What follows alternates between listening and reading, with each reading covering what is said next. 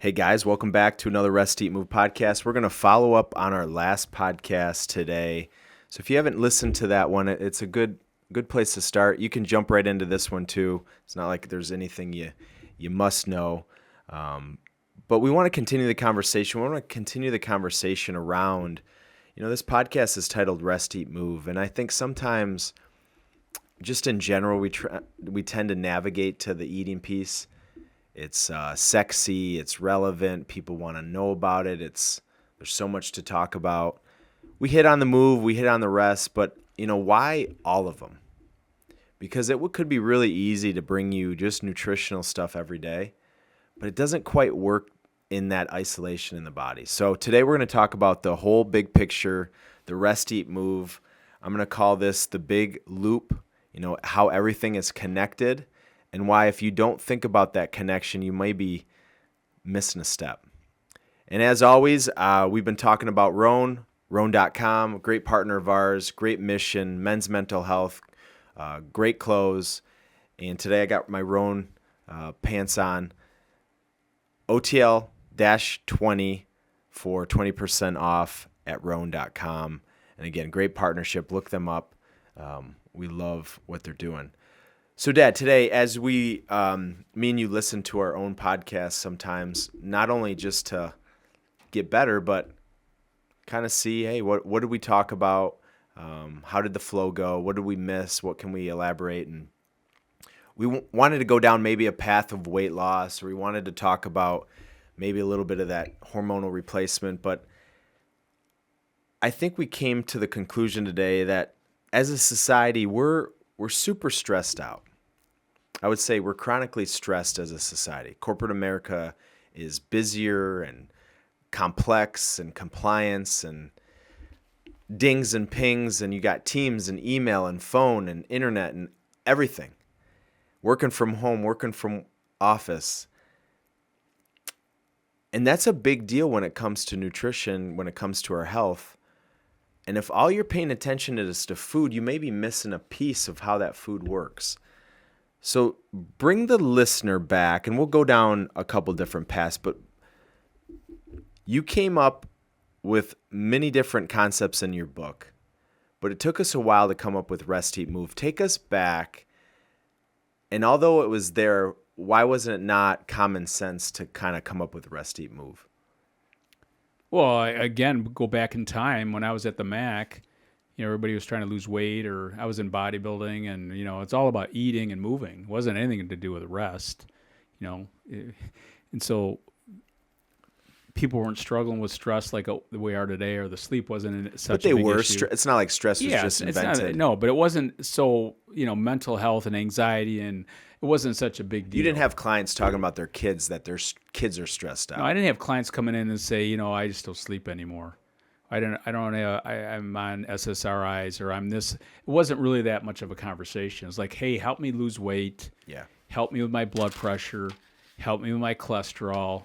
Help me get stronger. Help me with injuries. It really wasn't that big a piece. So it's definitely now it's the thing we talk about the most, especially at the very beginning. That's why we title it Rest, Eat, and Move. So if you looked at Maslow's hierarchy of needs, the hierarchy of needs is. But you had the hierarchy in your book long ago. Oh, for sure. But rarely did I teach breath work. It wasn't until I met Dr. Phil Nurnberger. I think your reason for the hierarchy was mostly talking about finding your why. Yeah, so you had to have a reason. What was your goals? What was your driver? Your emotional connection to change, because it's hard to make lifestyle changes. So that's really where. And then when I had meal patterning, and we had on target living, but even in on target living, which is 2013, you talked about breathing, you talked about stress, but we didn't categorize it, and it wasn't sequenced the right way. And so when I think about you telling me and watching you and watching myself, I would say when you're from teens to 20s, probably the biggest part of health for most people is going to be the move piece. Just naturally, you want to get bigger muscles, look better. You could pretty much eat whatever you want. Sleep isn't something that's a top priority because you're probably sleeping okay. Stress isn't a big deal yet. You haven't got into the seasons of life. And so for you, was move number one in that Yeah, area? move was always, and then when I started bodybuilding, I really started learning how do you bring the nutrition piece in. When did nutrition pass move? How old were you? I was in about 25. 25, okay. And then rest, when I went to work for Butternut Bread, I was sleep deprived for a year. So I was sleeping about 4 hours a night. And so then I really hit me like, wow, this is upsetting. I was super motivated to go to the gym, but I had no energy to go to the gym anymore. And I wasn't a caffeine guy or an energy drink. So out of necessity, you had to figure out rest. Yeah, and then, my testosterone dropped when I was in my early 50s from traveling too much. And you and I were sitting down one time, and, I've told the story before, but my testosterone dropped a couple 100 points. And I'm thinking, I'm doing the eat stuff, I'm doing the move stuff, but you're telling me, well, Dad, you're not doing the rest stuff. And I'm like, wow, that's so And there's impactful. nuances to the rest stuff. You're still in bed at the same time. You're doing the Epsons, but you're traveling too much. I'm in 6 states in 7 days, It's all that. So and some of that you can't control sometimes. and I didn't think I think I'm fine. Yeah. I didn't even have. And getting on stage, it's not like getting on stage is something that I was on fire. I was crushing it, but at the same time, my body was really. So we came up with the rest, eat, move. It took us a while, and there actually is a book called, I think, Eat, Move, Sleep, which came out. Well, it's funny you bring that up, but one of the companies we work with was promoting that book, giving it to everybody, but they didn't like the speaker, so they brought me in as the speaker to do. Well, I mean, not even to throw the speaker on the bus. He's a researcher. He's a researcher. Yeah, he wasn't a speaker. And so you give the guy credit. Great content. He did figure out the sequence and the. But I just thought that was eat is always going to be, you look at all these books and Don't Die, and it's all about nutrition, and we talk about heart rate variability a little bit with the Whoop and some of the wearables and all that stuff, but today we're going to preach a little bit that if we don't have this sequence of rest, eat, move, this is the loop. And I'm going to take you down this journey of how this loop is much more complex than people think. So you go down the peptides and say, I'm not even paying attention to my rest. I'm eating pretty good. I'm moving my body like crazy, but I'm still not getting the results. I'm going to go down the peptides. I'm going to go down the TRT. I'm going to try to do the colostrum and the creatine that we've talked about and hammered home. But there's this opportunity that we all have right in front of us. And some of the best athletes in the world are starting to really promote this while they're playing. I don't think they promote it outside of playing. You think about like Tom Brady and LeBron James. After they end their career, I think as an athlete, it won't be as much of a priority because they don't. That's how they track it. They track their performance on the court. But if you saw Starting Five on Netflix, I mean, LeBron takes almost 5 hours to get ready for a game. I don't think LeBron is going to be, I don't know LeBron. You don't know LeBron, but I think LeBron will probably adopt a lot of these lifestyles. Tom Brady will adopt doing a lot of these lifestyle things. I don't think will be the typical athlete that just completely abandons ships and does whatever. But you can still see those two guys. I mean, if you're going to take them as an example, or even some of these, I was watching skiing because we've been skiing a lot, and these athletes are addicted and driven by power and fame, and so they're commentating and they're going from this event to that event and the red carpet from the red carpet, and so it'll be an interesting piece because as a society, we're just always in a hurry. Well, the other thing, too, I sometimes I'm not quite sure, have they really been educated on what they're doing versus just here's what you need to do. Right. So to me, I think once you get more you got to get in the cold plunge, or you got to do the... Tell me the science behind this. You and I were listening to this podcast on weight loss. That's kind of what prompted the conversation, about this podcast today. But I was listening to this podcast for an hour, and they're debating calories in and the calories out, and losing weight, insulin and GLP-1, all this stuff, but they never, ever told you what the source was. And I thought, when is this going to come? In an hour's conversation, two physicians never talked about this. So that's what prompted this conversation. So I think some of these athletes, if they really knew behind the curtain, it's interesting. I train a bunch of I train a handful of people, and more I'm now quizzing them. I'm educating them. And if they don't want this, then we're not a good match. Yeah. So I'm talking about all this stuff, and You're becoming a harder match for some folks. I'm 'Cause becoming they just want a workout. and it's okay. Yeah. That's great, but I'm not your guy. So that's the key. I think if some of these athletes were really understanding why they're doing X, I think they would probably follow through that, later in life. Well, it's like for you, you've talked about, I'm going to work harder than you. And so the gym part is easy. I can get anybody to work hard. Yeah, I can come in there and be asleep and run you through a great workout. Great workout. But my best clients will always start saying, well, why are we doing, what's the science behind the cell? Why are you giving me oatmeal after my exercise? Yeah, what's that doing to my gut health? Yeah. And so when I get these conversations now, the energy, the synergy back and forth is incredible. And that's really what I'm after. And hopefully I match. So we talk about this dance, and this dance, in our opinion, and that's why it's not the easy option. It's a little bit, I wouldn't say confusing is the right word. I don't know the word, but there's more to it. And so the rest, eat, move, I have this book in front of me. This isn't going to be in something that jumps off the shelf at people because there's a lot to it. Rest, eat, move is already 3 different huge categories of health. Huge And categories. I think, back to, when we started looking at marketing the book, and I'm like, let's call a spade a spade. Yeah. It's rest. It's not sexy.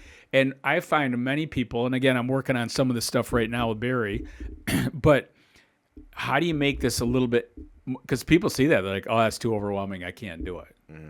What the reality is, I wanted to go into the weeds a little bit and give you the details, use this as a resource guide. But now we're looking at maybe doing some stuff like today. We're going to give you some really simple, because it really gets back to the sequence. And that's what people don't really understand. You're really a good golfer.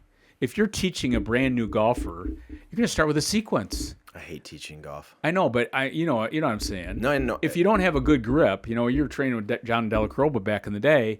He started right from the beginning. Got to have a good grip. You have a good setup. You have a good alignment. And if the pros get out of balance, they go right back to the same stuff. They work on their alignment. It's no different. This is a sequence that you have to recognize. And where are you out? Like, I'm working with a guy right now.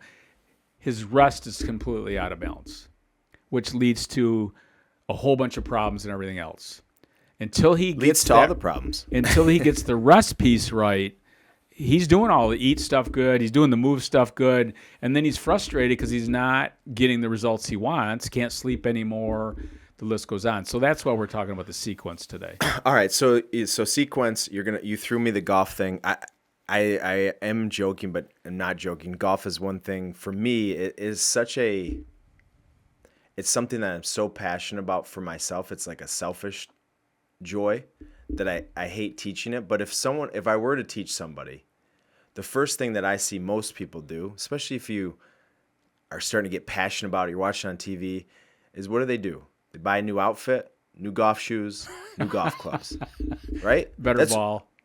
I mean, one of my best friends, Jake Hamilton, he sells more equipment than anyone you've ever met. And sure, it helps. But Yeah. I said, Jake, why would I buy a $900 driver to gain 1 yard? Right. And I'm a good golfer. Right.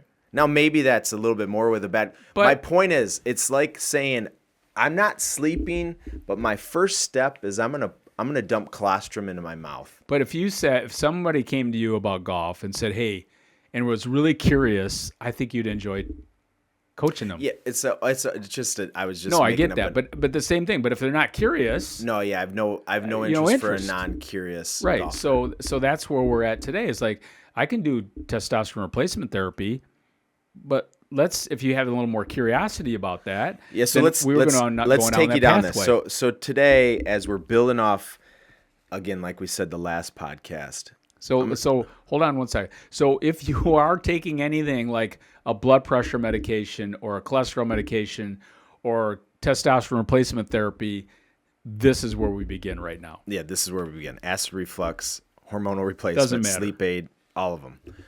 Okay. So you ask a question.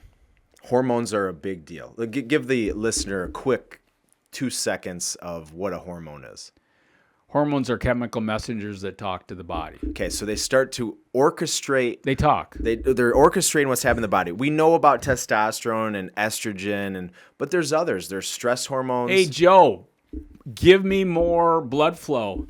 Joe, stop the blood flow. Joe, turn off the immune system. Yes, that's what a hormone is. Yeah, you're stressed out for a presentation, which is incredible. Think about that for a minute. These things, like we talk about the orchestra last time, these are in the body every second. That's why a calorie in versus a calorie out, because it's all based on this. But when you think about hormonal balance, it's incredible that they're in balance. Yeah. But most of the time they're not. And that's what we're talking about. So we're talking hormones. So specifically, we're going to talk about steroidal hormones, which these are different elements. So a lot of people think of testosterone in those. Cortisol, we're going to talk about stress hormone, cortisol, estrogen, estradiol. But you ask a question, so let's go backwards now. So we're talking about hormones. People are very interested in hormones. They want to see the symptomatic benefits of hormones. So that's going to be energy, muscle gain, erectile dysfunction, libido, all these. You name it, it's all related. Okay. But we're going to go upstream a little bit, and we're going to ask a simple question. You can Google this. You can use ChatGPT, and you say, okay, what's starting point number one for steroidal hormonal pathway? And it's the big kahuna called cholesterol. Okay, stop.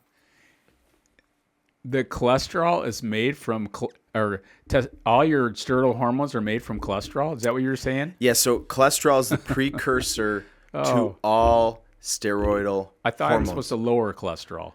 We've been told we're supposed to lower it. It's the number one medication in the world. So let's just say, do you have the recent stats? What's the percentage of American adults on a statin? It's extremely high. I would say 20%. 30%. It's all based on age. If they're over 60, I would say it's closer to 40%. All right, let's say 40% of U.S. adults are on a statin medication. Right out of the get-go, we're going to have hormonal problems. Okay, so we're working back up that pathway, and we ask this question. We understand cholesterol is the precursor to all hormones, steroidal hormones. That's an important thing. Makes them.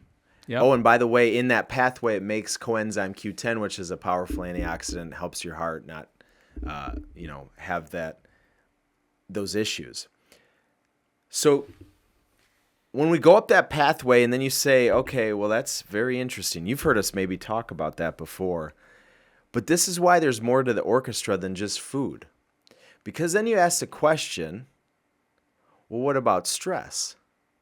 Well, it's very complicated. You can kind of look up this graph. We've made a kind of a cool illustration. We'll share it in the notes and the blogs and different places. It's in the book. But you have two sides of the equation when it comes to cholesterol. So it makes all these hormones, but there's two pathways inside that pathway. The first one is called survival. Think about stress. And then the other side is growth. Think about thriving. Growth and sex. Growth and sex. Mm-hmm. So you have survival, you have growth, or we like to call on one side you got the stress hormones and you got the thriving hormones. Maybe even say surviving hormones. Yeah, building or surviving. Yep. And then thriving. Yep. That's a good way to use it. Okay, so let's talk about this. So cholesterol is a great thing. Actually, it's an essential thing. Every cell in the human body. Yeah, you can't live without cholesterol. Right. It's the number one medication in the world. I would say the most misunderstood, misdiagnosed, miscommunicated number or biometric marker that we... And that's why they don't test women and then they're pregnant. Because it would be off the charts. So, but the other piece that we're going to, again, connect this loop. So you got the stress side, the survival side. It's called cortisol. And so you want that. So when I go in to do a presentation, you go in to do a presentation, we go into that side. Cholesterol is there, makes these stress hormones, cortisol. Cortisol is a good thing in acute situations. Increases our energy, lasers our focus, shuts down our digestion. Last thing we need to do on stage is go to the bathroom or when you're nervous. Your immune system's suppressed. So you're on high alert, fight or flight. You're trying to perform acute. The growth side shuts down at that point. It's a beautiful orchestra. Shut this down. We don't have the energy for it. We don't want some of these things working. We need all these things Yeah, going. I mean, you're running from the tiger. Yep. And that I'm not interested in sex, right? I'm just trying to survive. Yeah, I heard a thing, if you're running from a saber tooth, there's no need at that moment to try to fend you off from disease and illness. Like you're trying to just survive from getting eaten. Right. So it's shutting those things down. What we forget is we've been talking acute. So hormones can be very acute. I need this on, I need this off. I need this on, I need this off. But you start to all of a sudden turn the stress hormones on at 9 a.m. because of an email, or you're watching the news, or a ding or a ping or a communication that you don't like. And now you're in this thing called chronic stress. Yeah, you're running late, you're behind. You're in a hurry. You got overscheduled, too many meetings. You're not taking the time to recover. Didn't sleep last night. So we call this the cortisol steal. So if it's on too long, if that stress button's on too long, that cholesterol is making all these hormones, but cortisol's on. Well, slowly over time, it creates this cortisol steal, and it starts to steal from the growth side. So testosterone starts to decrease. You're not making the estrogen, the imbalances. It's not communicating the right way. And so I talk about this because then you ask this next question. And the next question is, what's the connection between stress and cholesterol? I just told you, it makes cortisol. And that aldosterone, epinephrine, all your stress hormones. So it's completely connected. So you say, Matt, I'm low on testosterone, or my hormones are out of balance, or I'm having symptomatic issues. What foods do I need to eat? You could eat all the foods you want. But if you're in that state of stress because you don't have enough rest or you're going too much, then we're not going to be able to make that loop optimize like it can. And you can get some benefits, such as testosterone replacement therapy or certain foods, but you're not optimizing. And the craziest thing is, when I'm on stage, I'm not hungry. When I'm stressed or when I'm trying to perform, my digestion and immune system is not designed to do what it's meant to do. So we were talking about corporate America. I just think corporate America is sucking the life out of people. And I'm not trying to be doom and gloom. There's so many more distractions, stress buttons. We're reacting to things that, because the technology has us overwhelmed. And next thing you know, you're eating lunch while at a meeting about something that's stressed out, eating something that's not even good for you. And your absorption, digestion's all a mess. Yeah, you're in fight or flight. And so when you had these big coolers. When did people stop eating lunch? Like actually eating lunch. They're either missing lunch or working through lunch. Skipping lunch. Skipping bathroom breaks, Not drinking water. Mm-hmm. Yep. So again, it gets to be, now I'm in this whole big loop, and now I have other issues. Now I can't sleep anymore. My blood pressure is too high. I mean, just think about what you just talked about. Aldosterone controls, that's your fluid. So if aldosterone's going crazy, you're going to have high blood pressure. It's that simple. So when your body is in a more relaxed state, your vagus nerve, you calm the sympathetic nervous system, the body starts to relax. So it's not just testosterone, or it's not just stealing from the hormones. You can see how the hormones start to react throughout the entire body. So then I'm thinking, okay, we came up with rest, eat, move. The reason we came up with rest, eat, move is because stress is a big deal. When you talk about the hierarchy, I always find this fascinating. Maybe the listeners think this is boring, but you only can last several minutes without breathing. So when you build a hierarchy, breathing's there's a lot to it, but let's just call it breathing, number one. Breathing's one. Number two is sleep. You can only last days without sleep.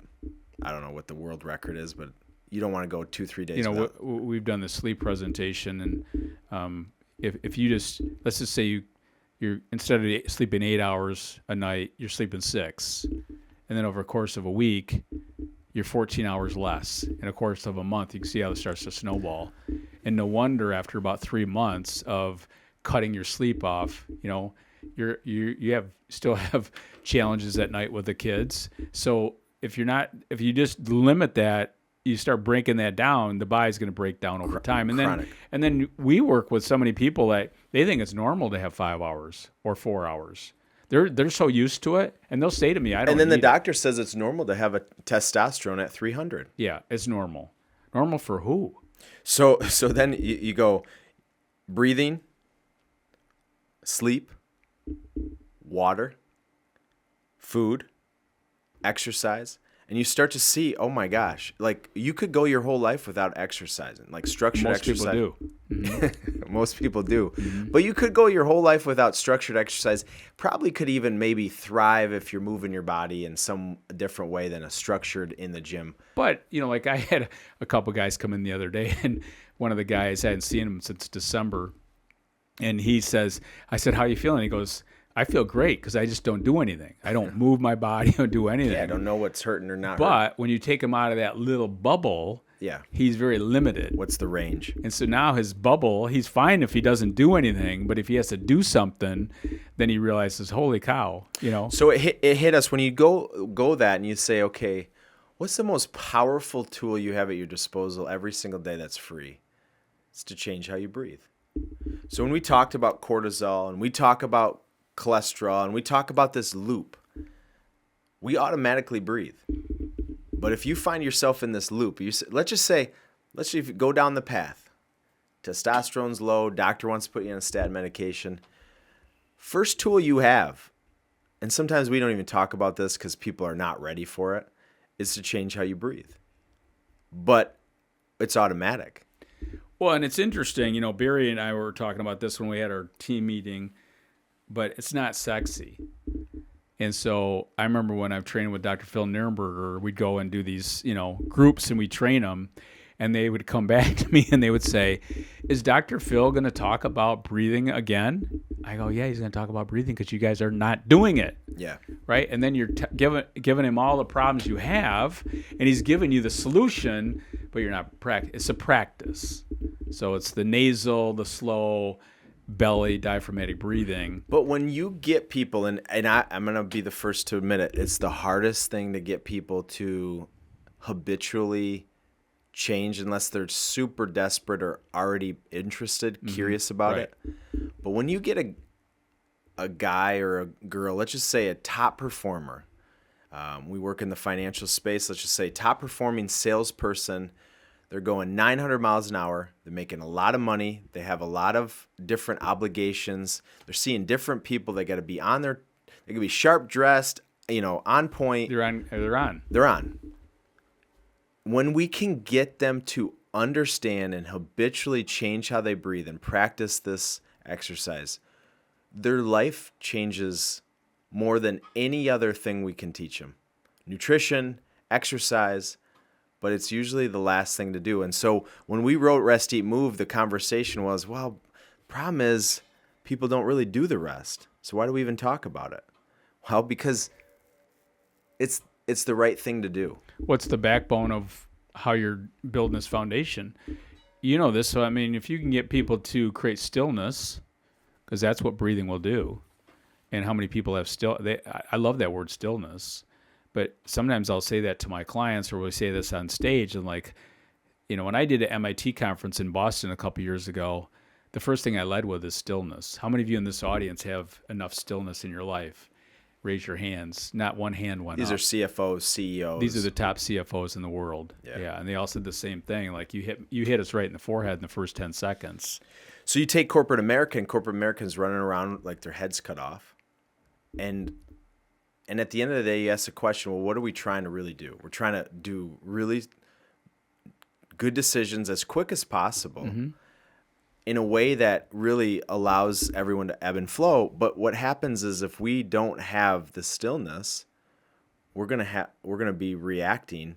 We're gonna be in that survival state versus in that thriving. And I think sometimes what you and I both try to do is we try to understand the pace that their current life is. So we have to start with the pace, and then we look at, so do you have any space to handle that? When people have enough, if their pace is high but they have enough space to handle it, they're pretty good. So then it allows them to start building some of these lifestyle habits, such as breathing and sleeping and getting a massage or an Epsom salt bath or all these different things. But if they don't take care of that pace and space at the very beginning, then they feel like they don't have time to do any of this So let's stuff. keep this loop going, and I know we're going in different directions. It all makes sense at the end. So I have a son, 3rd grade, as he's similar to me. He's got these energetic legs. He's, he goes 900 miles an hour in a good way. And so one of the things I'm teaching Ez right now is to create stillness. I can't get my legs to relax. I just want to move. And that can be a good thing. Yeah.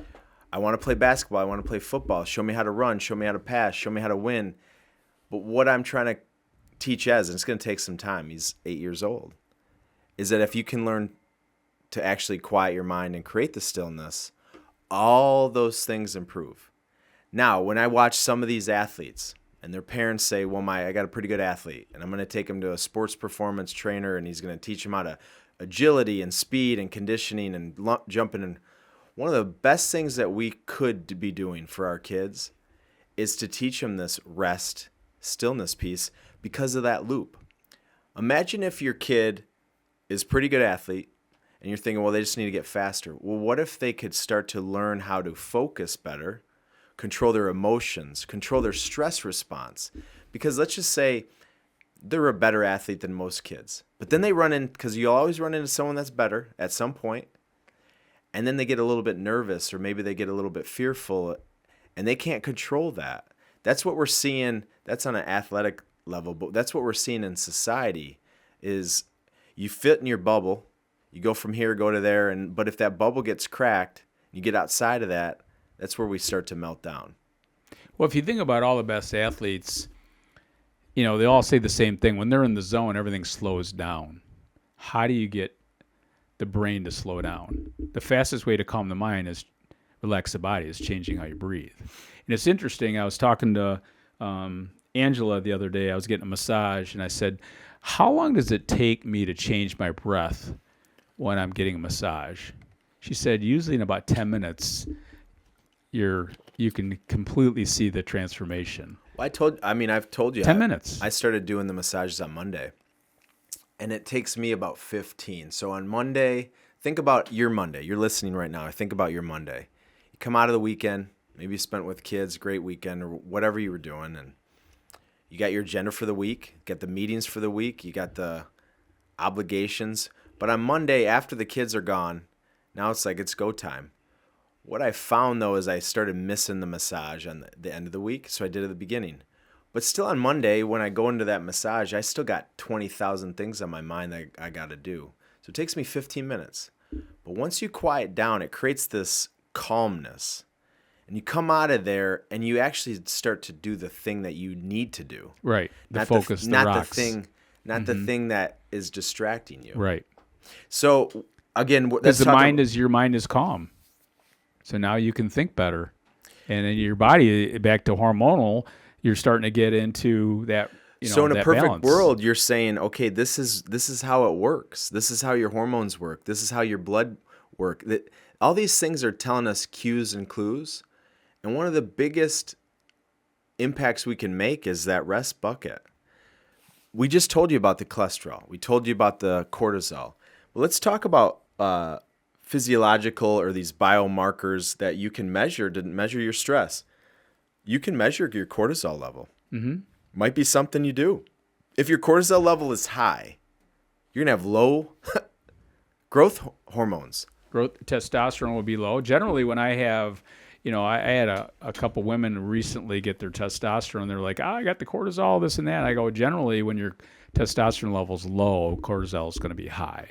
You don't need to do 10,000 different measurements. But this might hammer the piece home. You may not believe us. Say, no, my testosterone's low because of genetics or this or that. This is a way to measure it. Heart rate variability. We're hearing more about that with the Whoop. Yeah, great. You want that variability, right? It's telling you if you're in more fight or flight, sympathetic, or if you're in more of the parasympathetic, rest and digest. Blood pressure, heart rate, breaths per minute. These are the three we care about the most. Because, think about this for a minute. So when I used to compete in bodybuilding, I always knew when I was overtraining, my resting heart rate would slowly climb. But yet you're fitter than ever. But I knew that. And then I would go hand in hand. I was having trouble sleeping. I'm exhausted, but I was overtraining. So you fall asleep and wake up. Yeah. So again, back to the sympathetic nervous system is on too much. That's what's waking me up. So those, like you said, those three measurements are critical, and they don't cost a dime. You have to go to the doctor to do any of them. And so I think people hear about blood pressure and they think vascular, heart, silent killer. This is a great measurement to tell you, are you in the survival side or the growth side? Are your hormones optimized? Your hormones will not be optimized. You have high blood pressure. They can't be. That's what we're trying to paint this picture for you today. Right. Is, again, you have 7 minutes with a doctor. Everything is isolated. There's a specialist for everything. And we go down this path and we're going to break the body's going to get broken because we think about it in this isolated space. What we're trying to do is lift you out of there today and kind of open up the possibilities. Like, I'm flying now. I don't know about you, but flying seems like it's getting a little bit weird with all these accidents. It's a little bit more challenging. You come out of the clouds in your airplane and you look around and you're like, this is endless. This is big. I think sometimes with our health, we get so down in the minutia. If we can just bring it up there, it's almost like right in front of us. I think a really good thing for people to do is, I'm a big fan of the blood pressure, heart rate monitors. You can buy them anywhere. They're very inexpensive. Easy now. Yeah. And then what you can do is you hook that baby up once a week, and you can work on your breath. You can do it before your breath, and you can get a resting heart rate, blood pressure, and then you start working on your breathing, and you're going to see how fast your heart rate and your blood pressure. Your nervous system. You can regulate your nervous system by changing how you breathe. Yes. Which then will regulate your hormonal pathway. So that's what we're trying to show today. Is again, we talked about it last podcast, is food is much more complex and beautiful than nutrients. There's nutrients in food. The body is much more magical and complex than just saying, oh, my cortisol is low or my testosterone's low and I need to add something to the body. It doesn't work that way. It's like blood pressure. If your blood pressure is off, you can take a medication to kind of help regulate it, but it's not replacing what it's really trying to do. Correct. It's trying to show you, it's trying to do something because something isn't keeping up. Yeah, I mean, you think about, like, how does a calcium channel blocker work for blood pressure? It helps relax the vessels. Calcium is a contractor. Magnesium is a relaxer. Or an ACE inhibitor, it's blocking that. Or a beta blocker. So you got to always step back, because how does that medication work? We talked a lot about, I did erectile dysfunction. How do those Cialis and Viagra work? They're the vasodilators, right? And they were basically blood pressure medications. So, but imagine if we can get the hormones to be more in balance, and how do you do that? And a big part of that is just getting the rest piece right at the beginning. So when we wrap this up, and we're wrapping this up in that loop, so the rest, eat, move loop, and you want you to think about the body. The body has stress. We all have stress. That means we have to have strategies for stress. In our opinion, recovery or rest is the best strategy. Now, you got to think the right thoughts. You got to be more positive. Those things matter. But, when you were flying back from Korea and you're delayed 11 hours, you could be thinking all the most positive thoughts in the world, but your stress, your tiredness, the travel, sitting in a chair, you needed a massage. We talk about that in the book. You went and got a massage. Is the best thing. Yeah, I came from Hong Kong into Seoul, and we were late. And then everybody's melting down because you're getting on the plane for another 15 hours heading to Seattle. And, everybody's, we're tired and we're this. And then I see the massage over there, and I go over there, open at 6 a.m. I go over there, can I get a massage? And said, well, we can get you for a 90-minute massage. And, I'm doing this 90-minute relaxing massage. I took a shower. I had food. And then I get on the plane and everybody wonders why I'm so happy. You're the only one smiling. So it is those recoveries, like you're getting a massage at the beginning of the week, or maybe during the week you take an Epsom salt bath. These are forced ways to slow down. Or let's get real crazy. You take a lunch break. Yeah. You get up. Yeah. You get up and go to the bathroom. Right. You look outside in the window and you kind of see, okay, those leaves are moving, because we can easily just get into this pattern where it's reaction to this thing, to that thing. And that's why rest, eat, move is what we teach, because if you're not resting, and we work with some really high performers, and you can perform high for a pretty long time. But let's just say you spend your whole career chasing. You got a little medication issue, you got a little health issue, you fix it, you start to eat better. But you're sacrificing the future investment. Now, we can all, at any point, we can self-correct and get better. But the longer we take to kind of recognize that the body breaks down with stress. You talk a lot about micro breaks during your day. This is hard to do because people don't want to take the time to.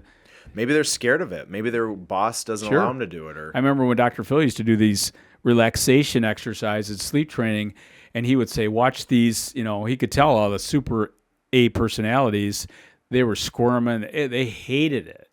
So again, not initially, it's learned both directions. It's learned to go 900 miles an hour, and it's learned to slow down, and that stillness is not always easy. Way back in the day at the MAC, we built the nap room underneath the stairwell because the trainers were going 900 miles an hour, and they didn't have any way to get away from the hustle and bustle. And so they would sign up every half hour, and then we'd have a 10-minute transition. Which is even harder today. So think about your day. You're going from a meeting, and then, I'm like anybody. My buddies, I got a group text for buddies. You got your pickleball buddies. The phone's ringing and buzzing, and you're trying to text and be polite back, and you got work and kids. School sends me app notifications, email notifications. The school's closed, the snow days. It's really hard. It's really hard to disconnect. But one of the pieces that we're trying to illustrate here is it's telling us right there, nobody's perfect. Nobody's tried everything, because the biggest neglected area of our society is recovery, rest, rejuvenation. And yet it's the most important part of the way the body is designed to function. We're not designed to function in chronic stress. Rest and digest. You can't digest food unless you're in that parasympathetic nervous system the right way.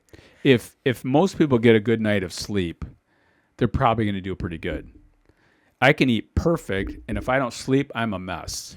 Bingo. So that's the key is that's the foundational pillar, but it's not as sexy, it's not what's on social, but it is that foundational pillar. The last thing to measure is your breaths per minute. So we talked about blood pressure, we talked about heart rate, but measuring how many breaths you're taking per minute. And I want the listener, maybe at 11 a.m.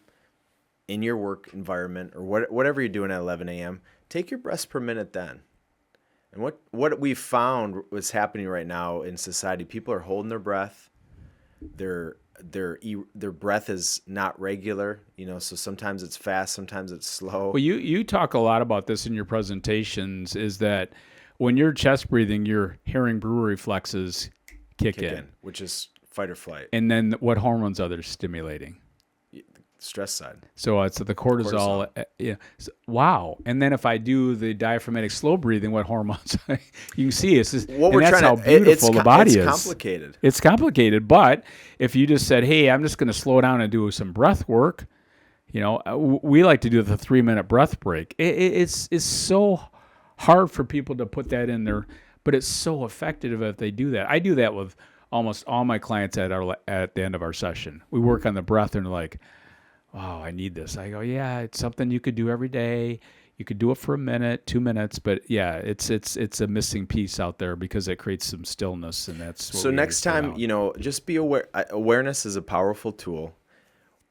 We're trying to illustrate today that there's a dance, there's a loop, and if we miss part of that loop, if we miss part of that sequence, if I'm trying to go on vacation and I go the completely wrong direction, we met you in Aspen. And you're supposed to come back and actually go. You kind of go past Aspen. And you have to cut back in to get in between the mountains. And we kept going. And so we went 40 miles in the wrong direction. So you're heading to Grand Junction? Yep. And so we actually lost 80 miles just by going 40 in the wrong direction. It's the same thing when it comes to our health. We may be doing all these great things, but we're going in the wrong direction first. And so if we can start to get that train going in the right direction, you don't have to be perfect. You're still going to get there at some point. Yeah, I mean, if you could just do, again, are you getting enough rest? And then from there you say, okay, where do I begin? You start with the breath work. You look at how much sleep I'm getting. What's my schedule like? I mean, you don't have to change everything overnight, but that's really what I've learned. Well, I've worked with people lately, and they're like, wow, this is like genius. I go, no, it's not genius. It's just how the body works. And if you could plug that in and understand how important it is, then you start seeing some. So here's a little. Changes. So we're in minute 45. We're gonna wrap this up soon. But here's a little homework, and I might have some special gifts if I hear from people. Send us an email at info@ontargetliving, and here's what I want to hear from you: that you, in this last week or the next week or at some point, you took a lunch break. And I want to hear what your typical lunch break looks like. I usually eat at my desk or on the go, or I don't eat at all. You took a lunch break. You're enjoying your lunch, you're eating your lunch, and your phone's nowhere to be found. You're not scrolling on social media, you're not typing emails, and you're just looking around. Maybe it's out the window, maybe you're just watching people, observing, and you're creating this stillness. So when I travel, it's really easy. You're alone. And I don't want to just always be alone. So you open your phone and you're scrolling. But we have to practice sometimes these very simple, right in front of us activities. When I go to lunch by myself, I try to put the phone away. I try to slow down and relax. And it's challenging. And so that's the homework. I want to hear from everyone that's listening still at 46 minutes. Did you do this? Did you try this? What experience? How'd you feel? What was the rest of your day like? The last thing I'll just mention here. So last weekend we all went up north. We have all this amazing amount of snow in northern Michigan, and we went out on the lake, and we had Kristen's two boys and Sean, and they were out playing in the snow, and Nice. Hadley likes to do the angels with Karis and whatever. But those guys were there, and I was laying in the snowbank while they were playing with the ice, and the thickness of the ice. Sean was pulling that out, and I just sat there for a second. I said, "Hey, let's be quiet for a little bit. What do you hear?" And they were like, "Grandpa, I don't hear anything." I go, "That's the beauty. That's what you want." There's like a complete stillness. But it was interesting because like they're in Chicago, they probably don't have a lot of complete silence, even if they're in their house. Right? Yeah. So it's interesting when we go up north like that. It's like a gift, but you have to just stop for a second and say, "Okay, what do you hear right now?" And it's like, I don't hear anything, which is that amazing stillness that we're not getting. So that's why we're talking about this today. You got GLP-1s and you got statin medications and TRT, and there's a clinic and a new thing and a this and a class and a program and all this stuff, and it's not going to end. But the blocking and tackling that we've always had, we've talked about intermittent fasting, how that's now there's such the rate. We've been fasting for hundreds and thousands and millions of whatever, however, since the beginning of time. Mm-hmm. But we've been meditating. Marcus Aurelius, a great book. He talks about his book is called Meditation, and it's about quieting the mind. Now, it wasn't connected to how it works with the physiology of the body. Today, we try to kind of show you that physiology. But that's why this is a loop, because as a society, we have all these symptoms, and next thing you know, we're being told that it's because we're missing this nutrient or we're not doing the right exercise program. Yet most people are out to lunch about the rest piece. Then there's a category that just focuses on the rest piece, and maybe they're so hyper-focused on the meditative piece and not as much in the nutrition. You want that balance. It's the dance, yes. So the takeaway today, as I wrap this up, is I want you to think about this loop.